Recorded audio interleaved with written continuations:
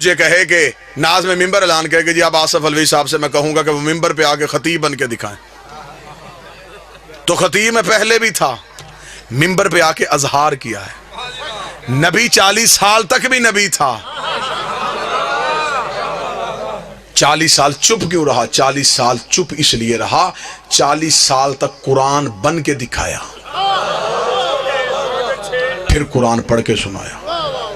اب مجھ سے اگلی دلیل پوچھیں، اگر 40 سال میں کہہ دیتا میں نبی ہوں تو نبوت کا گواہ لاتا کہاں سے؟ اس نے یہ نہیں کہا کہ میں یہاں آکے نبی بناؤں، اس نے یہ کہا کنت نبیًا آدم و بین الماء والطین، میں اس وقت بھی نبی تھا جب آدم مٹی اور پانی کے درمیان تھا۔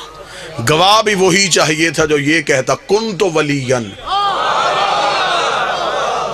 آدم و بین الماء والطین، میں اس وقت بھی ولی تھا جب آدم مٹی اور پانی کے درمیان تھا۔ 40 سال تک صرف خاموش رہے۔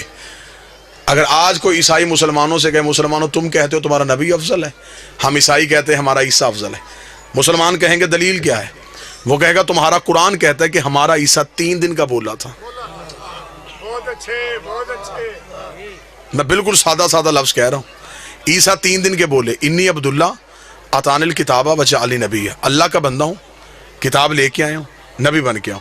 عیسائی پوچھ سکتے ہیں، وہ کہیں گے ہمارا 3 دن کا نبی، تمہارا 40 سال تک نبی نہیں۔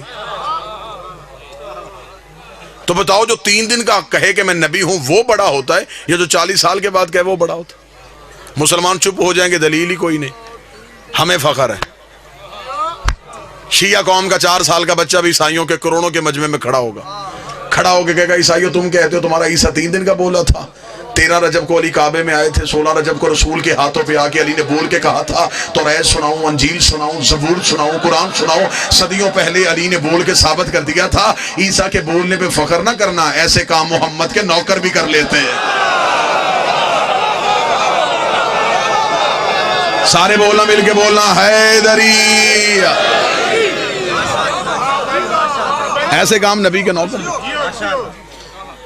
40 سال تک صرف خاموش رہے کہ زمانے کو قرآن بن کے دکھائے۔ اس کا مطلب ان کی خاموشی اس بات کی دلیل نہیں۔ پھر یہ کہانی عجیب ہے جی، 40 سال کے بعد معاذ اللہ ثم معاذ اللہ جبریل آئے، معاذ اللہ ثم معاذ اللہ، نقل کفر نہ بشا، سینے کا آپریشن کیا، دل نکالا، دھویا، اور جبریل نے کہا کہ آپ نبی بن گئے، یا عقیدہ بدلو یا درود تاج بدلو۔